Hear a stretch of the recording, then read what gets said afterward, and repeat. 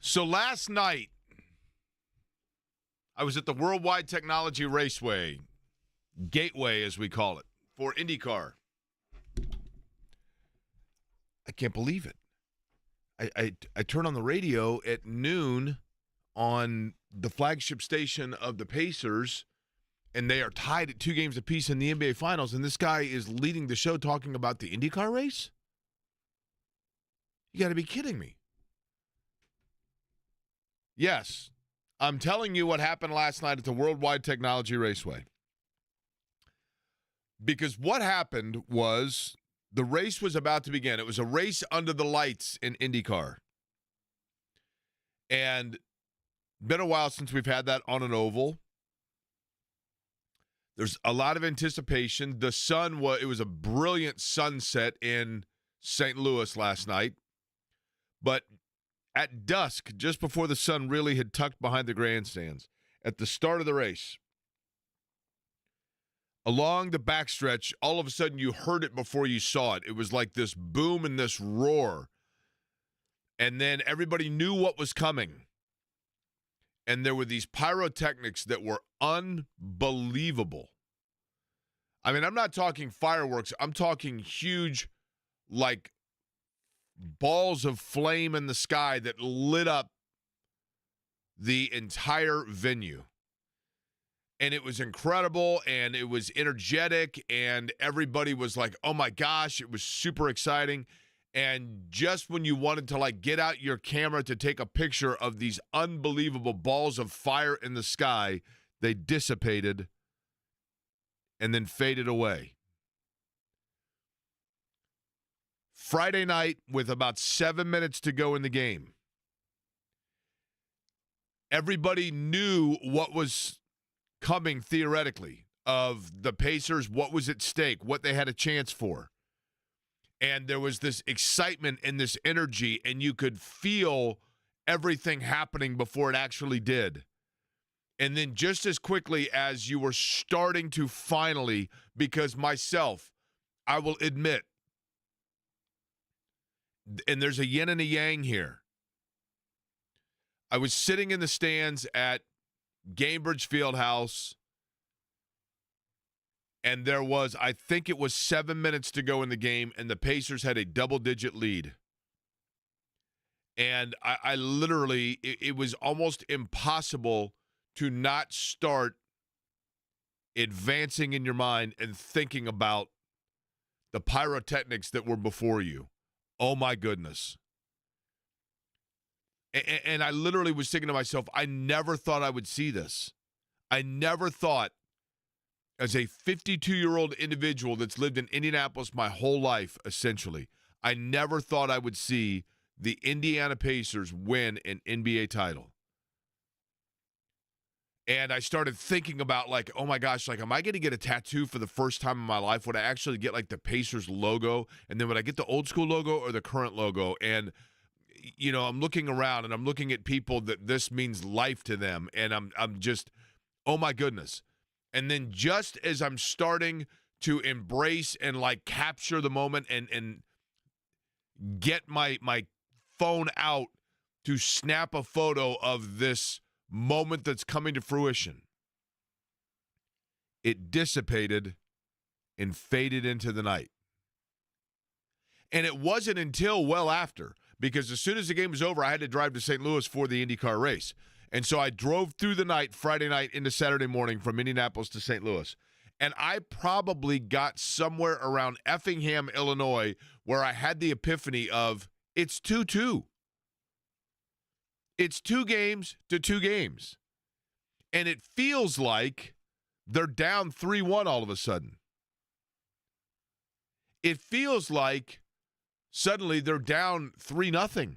They're not. This is a series that has gone back and forth.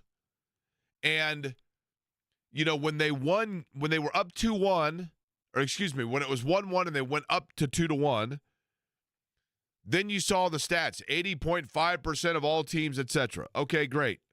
And they win. Holy cow. Then Now it's 2-2, and what is it, like 78% of all? It's 23-8, I think, is the record of teams that win Game 5 when it's 2-2, go on to win it. You can find statistics to back up virtually everything. But the bottom line is this.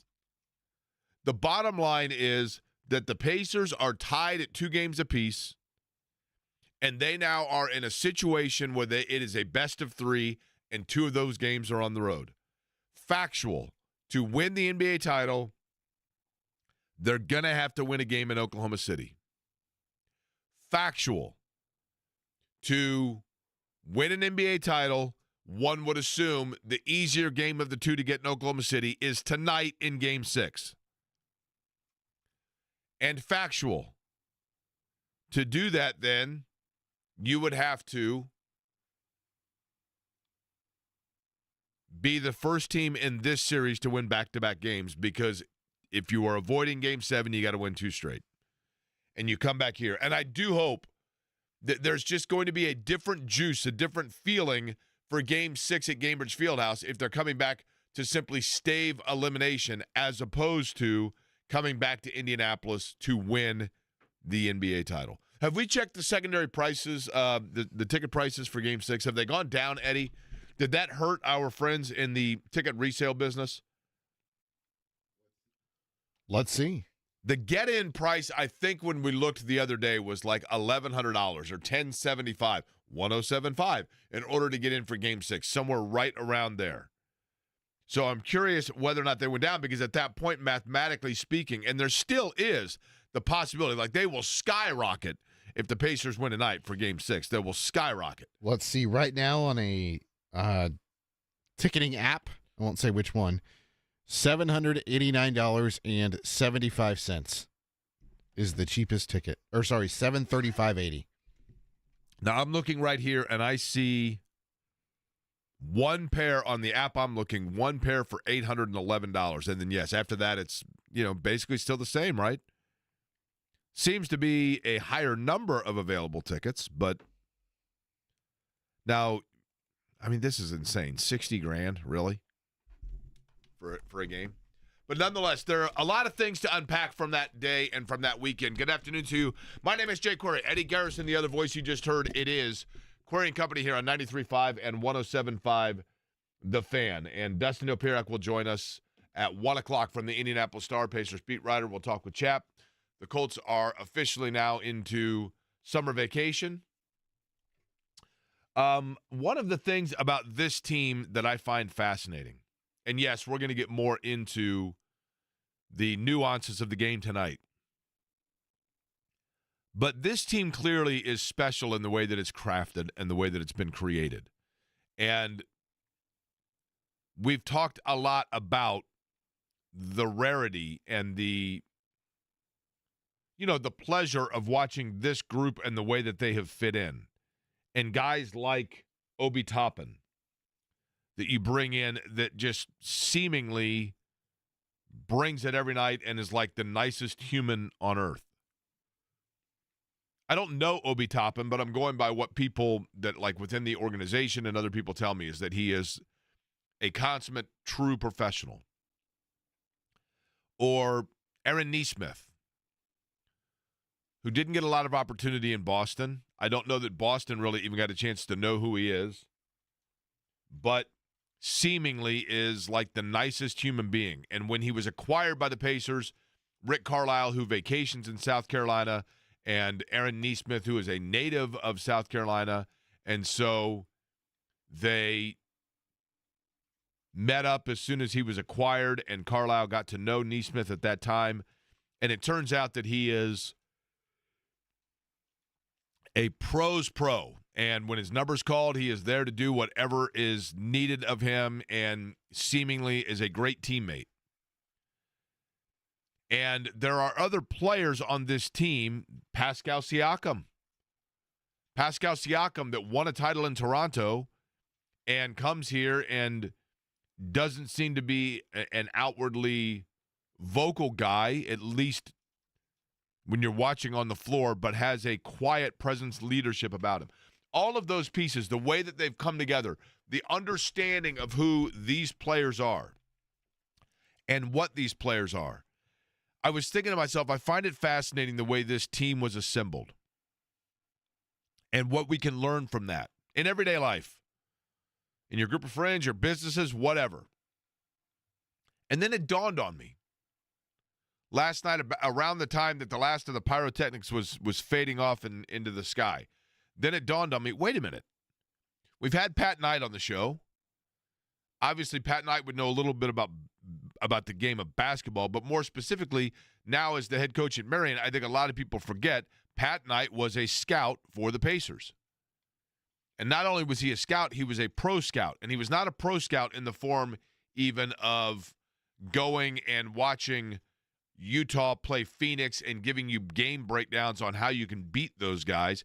He was a pro scout in the term of, hey, here's a guy that's a free agent.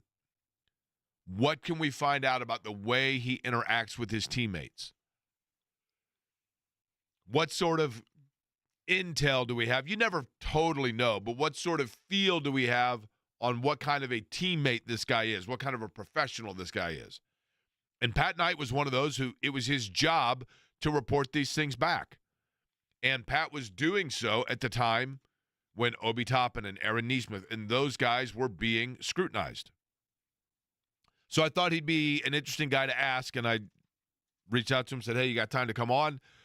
Yes, I do. So he is going to be on at 2 o'clock today. So we will talk with Pat about that as well. There was obviously other stuff going on within the world of sports of the weekend, but the Pacers, the dominant story. Eddie Garrison, I will begin with you. Your overall thoughts on Friday in the win. Again, it's 2-2, and I have to keep reminding I need you to remind me of that like 20 times today. Yes, sir. Because it does feel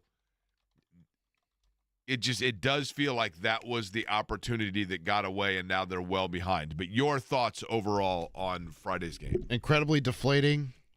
You're up double digits, less than 3 minutes to go in the third quarter, and then you take some ill-advised shots. Obi Toppin misses a couple of free throws, and then Alex Caruso is the thorn in the side of the Indiana Pacers right now, the first player in NBA Finals history to have two 20-point games in the NBA Finals after having 0 during the regular season.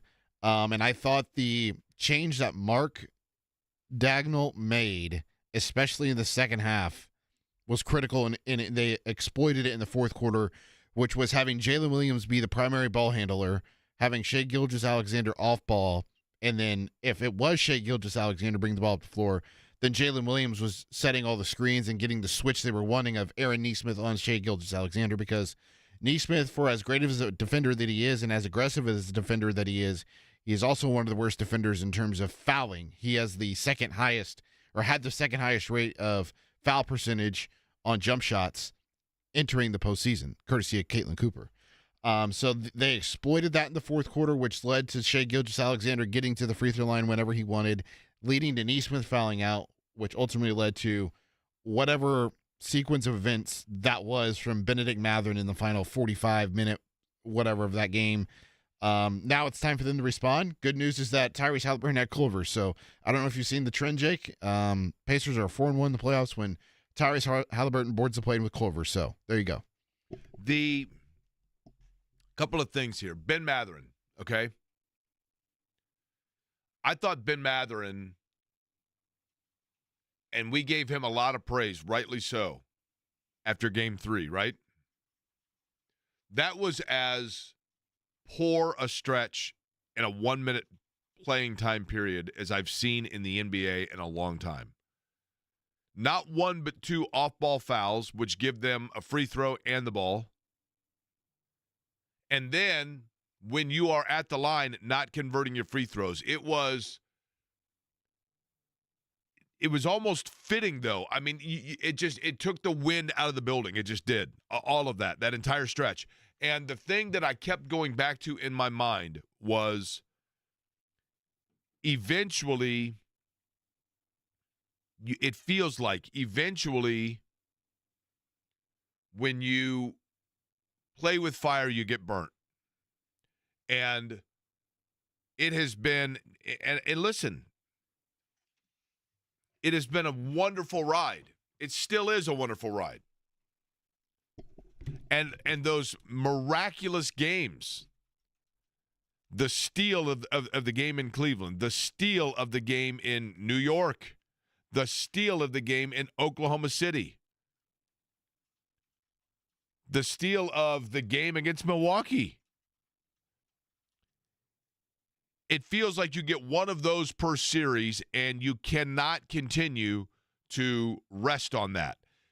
And when it got to the point, even when Matherin, after they got the steal and he went back to the free throw line, it's impossible to not let your brain sit there and go, oh my goodness, this really might be happening, right? And then as he missed the free throws, the one thing that I kept thinking while I was sitting there was, you can only go to that well so many times. And ultimately, like, the basketball karma starts to balance itself out, starts to weigh itself out. But I'm going to overemphasize this and say this all day long. It is still 2-2. I really did think going into the series, and Eddie will back me up. I don't know if I ever said this on the air, but because I didn't want to jinx anything here. But realistically, if truth serum was put in me at the beginning of the series, I said, I think they will split in Indianapolis. I didn't know in which order. Go back to Oklahoma City, tied at 2-2. Come back to Indianapolis, down 3-2, and the Thunder would close it out here at home.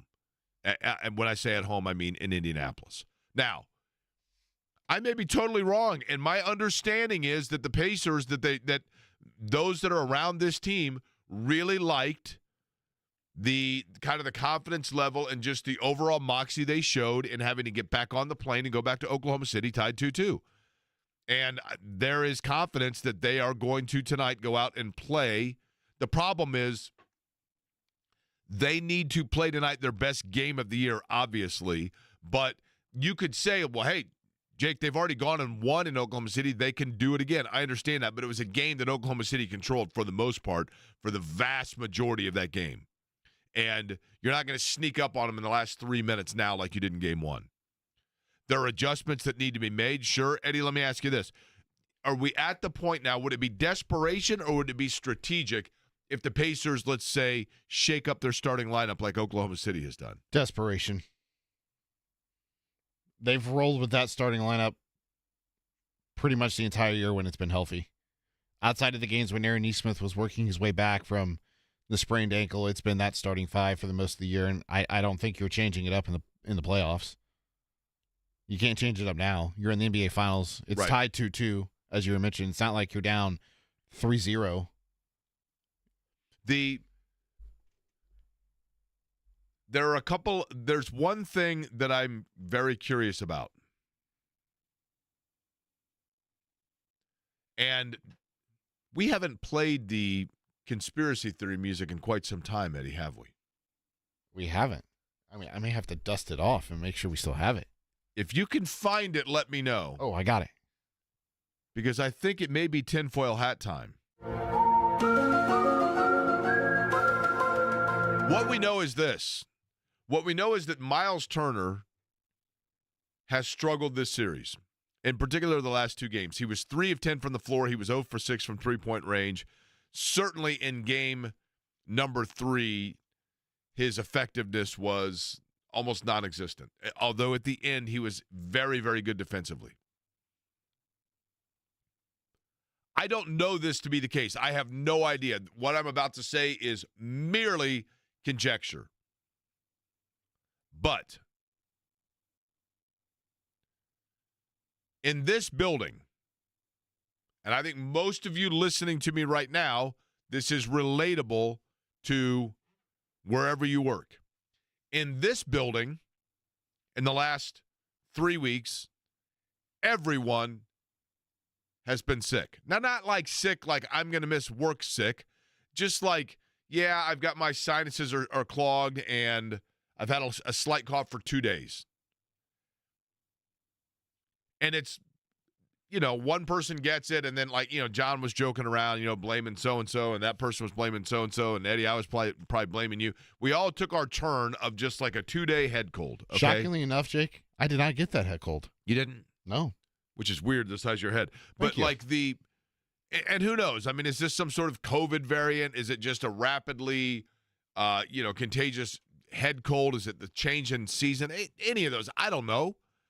We don't even need to get into that talk show. It's a very tired one by now anyway.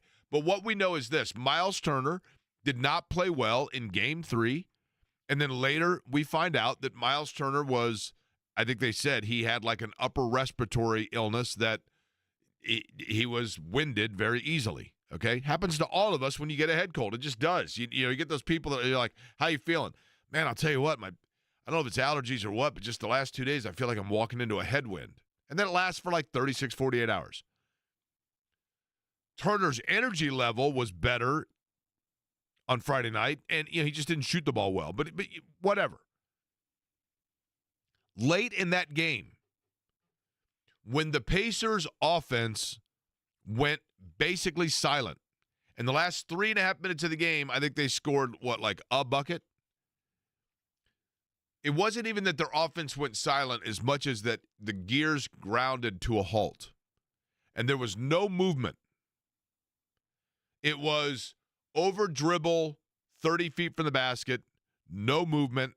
Everything that the Pacers have done to this point that make them different, that make them elite, that make them challenging, is that free flow movement at the top of the key of their offense.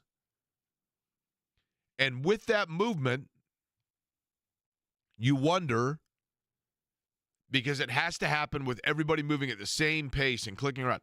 I noticed late in the game, Pascal Siakam was like a statue. Literally, like Pascal Siakam got word that Kevin Bowen wants a statue built of Benedict Mathurin. And Pascal Siakam said to himself in the last 3 minutes of that game, actually, I'm just going to make one of myself right now. I'm being obviously full of hyperbole here, but he looked very winded. They looked, for the first time, the Pacers got out-Pacered. They looked tired. For all the talk we did and for all the conversation and the speculation that we had about Oklahoma City wearing down and Oklahoma City grabbing their shorts in the last 4 minutes of game number 3 and Oklahoma City suddenly falling victim to the grinder of playing the Indiana Pacers that took victim Cleveland, took victim New York, took victim Milwaukee. For all of those things that we speculated and talked about, it was the Pacers that looked like the tired team at the end of the game. They were not moving at all.